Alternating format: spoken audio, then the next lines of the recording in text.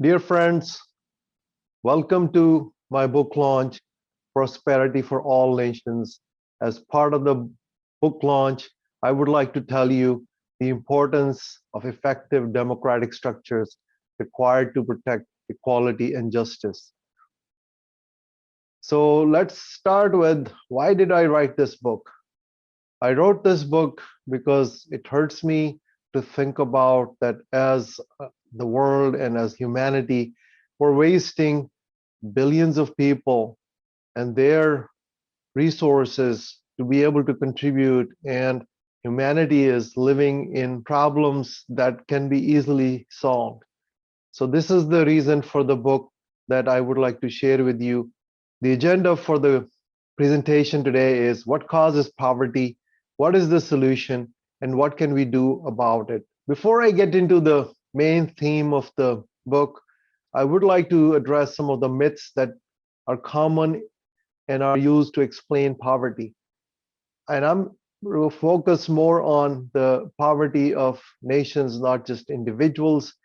As you may have heard, people assume that it is sometimes the religion that is causing poverty or issues or challenges faced by a nation. Some people assume that it is lack of education. This is commonly held belief in many educated people and intellectuals that it is the education. I believe it is a myth that education is the reason. In most of the third world countries, I'll give you the example of Pakistan, there are notable educational institutions, but all the best educational institutions export their students to the other developed countries, such as the US, for example. The Aga Khan Medical School, I believe 90 to 95% of their graduates end up in the United States and the rest of the world. So just assuming that education is the cure is not correct. Another myth is that there is something wrong with the geography or maybe the race of the people, maybe the weather, maybe the surroundings. I've heard even people talk about that maybe the people in some of these regions are just lazy by DNA. So all these are myths, and I have covered those in the book. I will not be able to go into the details, but I'd like to share that those are the myths. Before I explain more about the poverty, I would like to share complexities of human brain.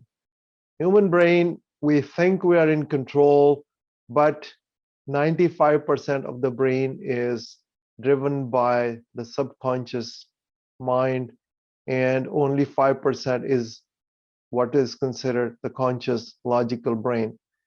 The challenge is that this causes human behavior that is hard to explain for some people, but it has to be recognized in addressing the issues related to poverty. As part of this need of our brain, and especially that emotional 95% of the brain, fairness is an essential human need. People want to feel that they're being treated fairly and in a just fashion. An example is even if it is a play between 3-year-olds and one of them cheats, the kids would start fighting about it and complaining about it. So anytime any human being, again, this is a human need, an essential human need, just the way we are built. As I said, it's not something that people can say logically, oh, it's okay, maybe, I don't need justice or fairness, and I can still work without it. People will complain if they're not treated fairly. One of the indications of understanding if the citizens are feeling cheated or not, the observation is that when someone feels cheated, they'll fight, they'll also complain. And they'll also, the third thing that happens when you're playing a game where you're feeling cheated is that you lose interest, you lose motivation, And if you talk to anybody in any of these poor third world countries, I was in Pakistan just last month, and right after I landed, I started hearing from people how things have gotten so expensive and how unhappy they are with the government. So most people, it doesn't matter if they're poor, if they're well off, if they're in whatever uh, profession, government officials, businessmen, everybody feels cheated because if you speak with them, they are complaining. So there is something wrong going on, and we need to address that issue. Brian Stevens, a professor in Texas, he has this famous quote that the opposite of poverty is not wealth, but justice. So again, he is emphasizing that for human beings and a nation to be prosperous, justice is the fundamental requirement. I have greater explanation of this in the book and how it affects human behavior. But at this point, I guess now let's talk about why injustice, which manifests as corruption, happens. Another famous saying is power corrupts and absolute power corrupts absolutely.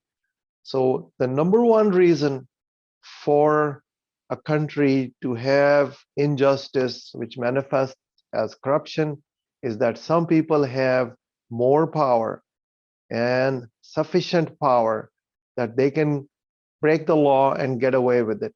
And that again comes with concentration of power. So that means a few people in a country have so much power that they can get away with breaking of the law or doing the wrong things and not facing any consequences. So that is the fundamental reason for corruption. This is, as I said, is a fundamental reason, but where did this come from? This structural issue is a colonial legacy. I'll use the example of India, which used to be part of Pakistan and India and Bangladesh and many other countries that are ruled by the British.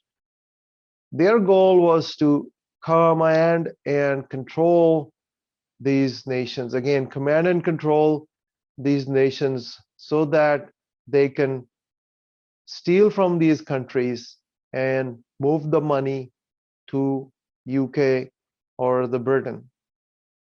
Unfortunately, what happened was that when the British left India or many other colonies, the new people who were liberated did not think about the system and what the purpose was that it was designed for.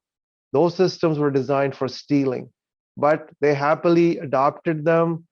The people, for example, in Pakistan took on the same offices that were run by the British, the same style of governance, the same laws, the same systems for what's called the CSPs or central services, the policing system, the judicial system, all the laws. None of those things were changed, even the military structure. Everything was just adopted how it was designed by the British. Again, the British had designed this whole system for taking the wealth away from the country.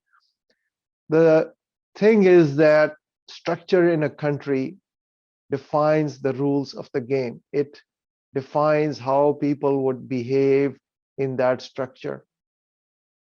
The power of the structure is that even though the British left, the money is still going to the West. We're still extracting wealth as the British were extracting wealth in the past. And the people who are successful in this type of structure are the people who know how to extract wealth. Another thing important that we need to understand, the government is there to serve the citizens. Another thing to note is that the government is there to serve the citizens. And the question is how a citizen gets served by the government is not the same in every country. Who do we serve as a government employee depends on who do we work for. And it doesn't matter, even if we are not a government employee, in any case, when we are an employee, we determine and define who we're going to serve based on who controls our job. And unfortunately, again, this is where that concentration of power becomes an issue. The British had designed the system so that everybody who was working for the British government in India or other colonies was serving them. And the people who are served and controlled by that central authority do not have any loyalties to the local citizens. So they don't care how the local citizens feel or are they served or not. And again, this behavior is still prevalent in these societies. Let's go back to the needs of humans or citizens in a country for getting justice.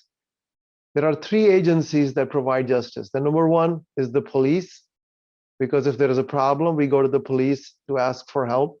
The second is the judiciary. If we have a problem with someone else, we go to the court system to get justice. And then the third thing is the taxes. Money is power. And if the taxes are not distributed justly, then that is, again, injustice for the people who are not receiving the fair share of their money. I will go over these three areas and compare how Pakistan, as an example, compares to the US. US is not the only country. All the democratic countries that are prosperous, okay, and I'm not including any and every country which is democratic. There are a lot of democratic countries that are failing. There is only a handful of democratic countries that are successful. So I'm going to describe the structure first in Pakistan. The police in Pakistan is controlled directly or indirectly by the capital or the Islamabad bureaucracy. Again, because these people are controlled by Islamabad or the capital, they have no loyalties to the local people because they're not working for the local people. They don't have an emotional connection to the local people. And what happens is that when they catch a criminal, two things happen. One, either the person that is being held already knows somebody and would claim that you cannot catch me because I am related to some chief minister or the governor, and the police officer would get calls, so they cannot catch them. And then the second thing is how it ends up is that the police officer in general knows that if I'm trying to catch somebody, it's going to be a difficult thing. So the police officer cannot catch a criminal. The criminal does not want to get caught. So they both just negotiate a deal, which is the bribery that, okay, give me some money and I'm not going to catch you or give you a ticket.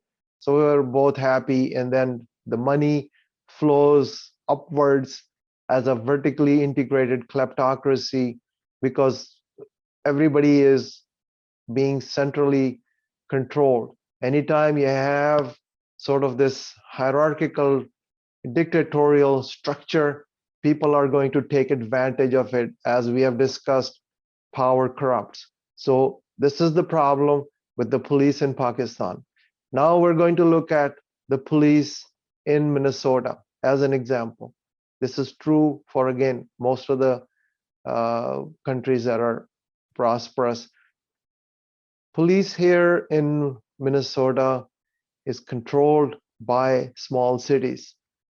Let me explain the small city structure. Minneapolis, St. Paul is where I live. It's the metroplex with about 3 million people. That metroplex is divided up into 218 cities. These small cities have their own governance, own government, their own city council or police chief. The city council or the police chief together manage and control the police for these small cities. For the 3 million, when you divide that by 218, it's about 15 to 20,000 people in each city. They could have had just one police for the 3 million people.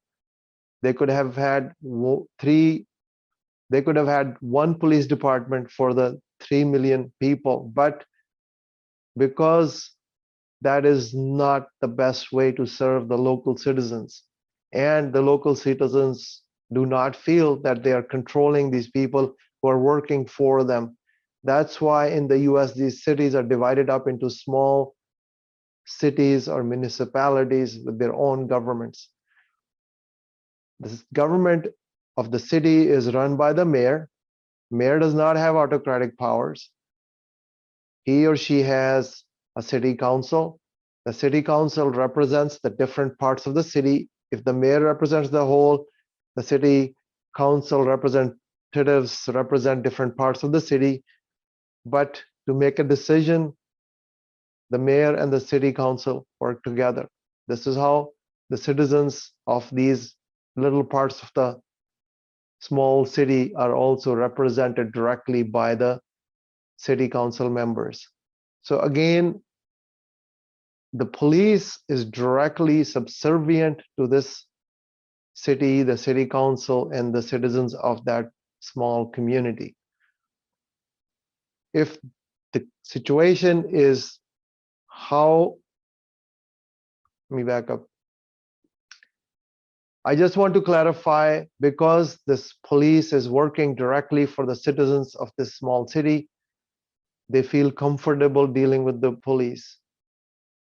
In our house, the only time I guess I have dealt with the police officer is that we had a snake that snuck into the house, and I was comfortable that we called them and they came out and took care of it.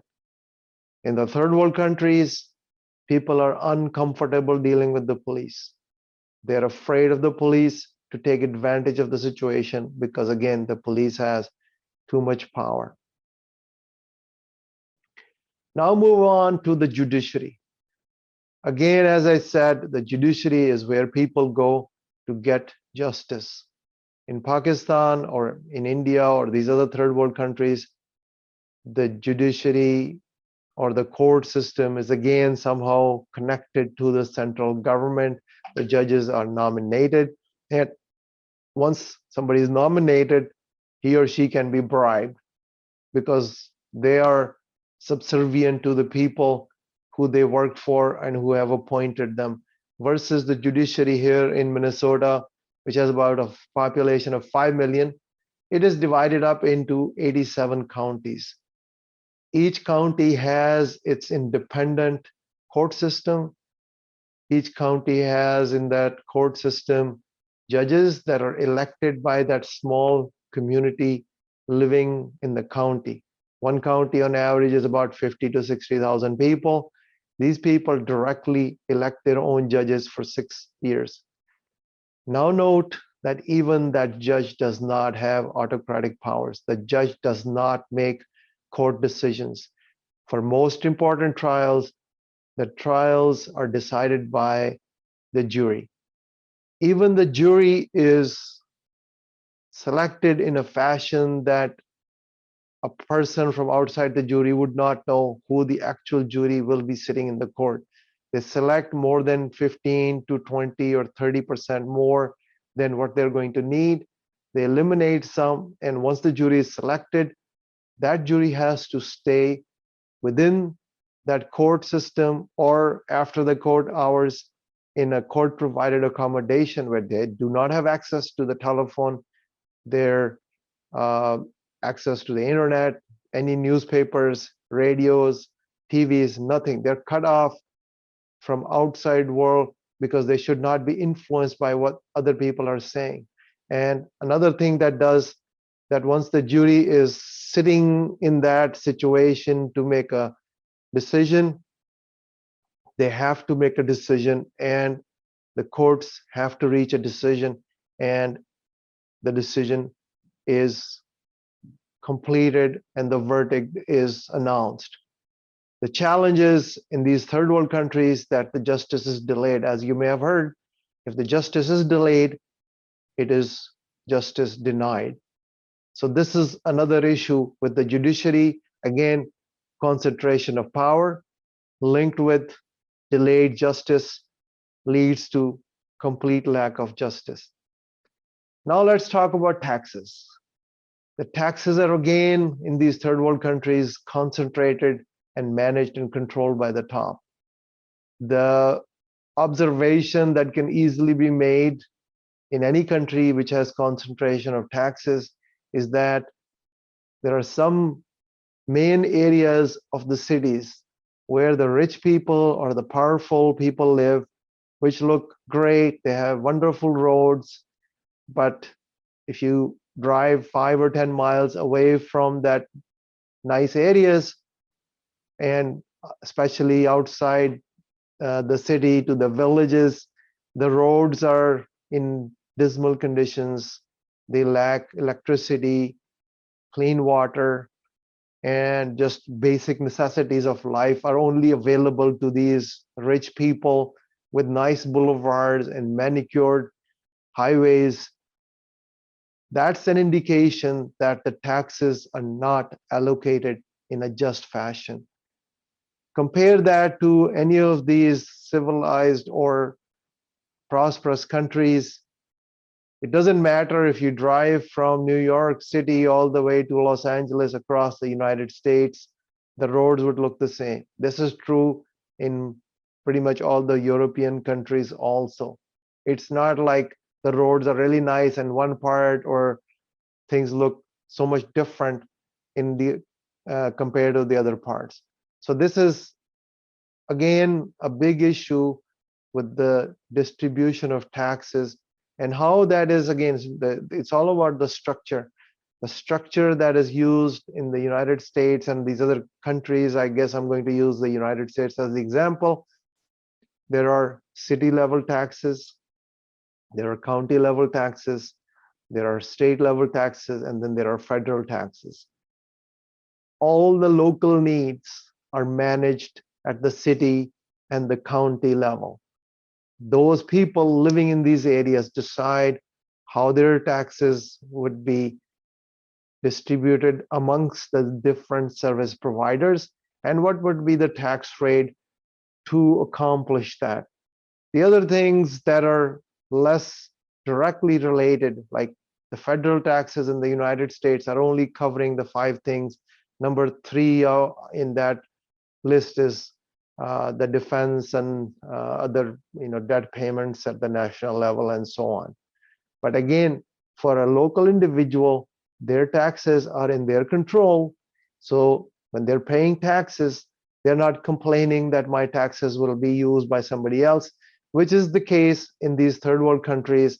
For example, in India and Pakistan, the collection of taxes, I mean, it's about under 2% in Pakistan, a little bit over 2% in India.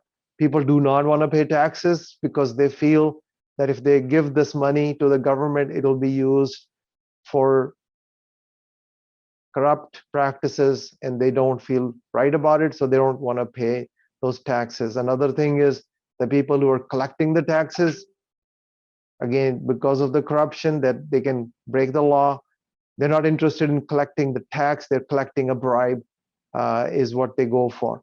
So they collect a bribe and they just settle for collecting a smaller amount than the actual taxes.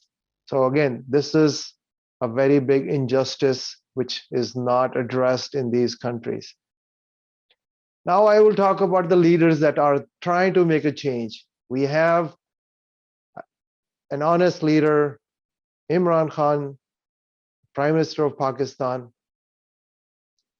He is trying to reduce corruption or address corruption. But I believe that unless the structure of the country is changed, he is bound to fail under the current structure. Again, the current structure was designed by the British to steal. Now, if a person is trying to play under the same structure, it's like you take a sprinter, a 100-meter sprinter who is wonderful there, and try to ask them to run a 27-mile marathon.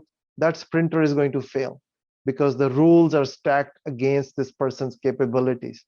Same thing if a just leader wants to come and change the country and lead it to prosperity, unless they establish a structure that enforces justice, which is, as I will talk about, controlled and managed at a localized level. It cannot be a centralized government structure. That leader is going to fail. So again, it's a warning for the people who are supporting the Prime Minister of Pakistan. Please help make this change that I'm going to define now. So what is the solution? The solution is, as I have shared, we need to eliminate concentration of power, move towards a federal structure. This is again not a new concept. We need to study countries that are democracies and are succeeding.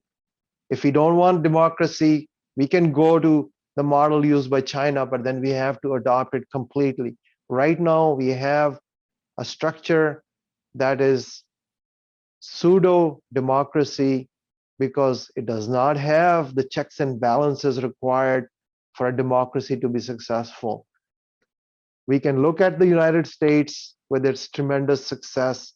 United States provided the same system and helped implement and structure the government of Germany and Japan after the Second World War as part of the Marshall Plan. And look at those countries which do not have really very much common. Between the US, Japan, and Germany, the race is different, the continents are different, the language is different, the religion is different, the culture is different. What is common is a structure that enforces justice and checks and balances and accountability, because that is required for the human beings to operate in a just fashion. Another country that has done really well and maybe even could be more effective, I did not study it in detail earlier because it is a much smaller country, is Switzerland. Switzerland is a landlocked country with much fewer resources than a lot of other countries around it, but it is one of the wealthiest countries. And the reason is they have a tremendously decentralized system. They have divided the country into, I believe, about 16 what's called the cantons. Another country, as I was sharing, is Switzerland with 16 cantons, which are like the states in the United States. And then those are further in total divided up into 2,000 government local units. The difference in terms of the United States and how I think Switzerland has even a better system is that in the United States, elections are held every year. So that, as I said, the power is distributed, but for that power to be managed, they have elections every year for school boards, which are again managed by the volunteer people, local governments, any types of other issues that are raised for collecting funds and things like that. So the election process takes place every year. But in Switzerland, for this decentralized system, they hold elections 4 times a year. The other thing that is really beautiful about the system in Switzerland is that the president is just a ceremonial position. The city is governed by 7 people as a council, and the president is changed every year because that's just a ceremonial thing. Another thing is that even the council or the structure of their government is distributed by the type of people. In the US has changed their structure when they were liberated from the British. They also wanted to make sure that they will not have tyranny, and they created this distributor structure across 50 states. And as I shared the example of each state operating in small units. So my appeal to all of you is, in any case, we need distributed local units that allow the people in that region, in that locality, to address and figure out how they meet their needs. Because when we look at the big area as one country, then the small pieces of populations do not get the right attention. But when you have this federal distributed structure, each unit has its own say and the ability to meet their own specific needs for those local areas. Again, this is not a new concept, folks. If we're trying to create prosperity, we need to change the structure. And today, what I want to ask you is, what can we do as the citizens of the society? What can we do today? So the first thing I would appeal to you is, please learn. Please learn by reading my book. And then the second thing I would do is create awareness, tell other people about it, share what I have shared with you, and join Prosperity Web so that we can all join hands and we can work together so that we can change the world. Just imagine a world where each and every country would enable us to do trade with, would enable us to travel to, and people will be able to take care of themselves just like they do in the developed countries. Prosperity Web is a crowd-funded and crowd-sourced website to connect people. I need your help. Please support it. We need funds for this nonprofit to carry on this mission. Thank you, and I appreciate your support.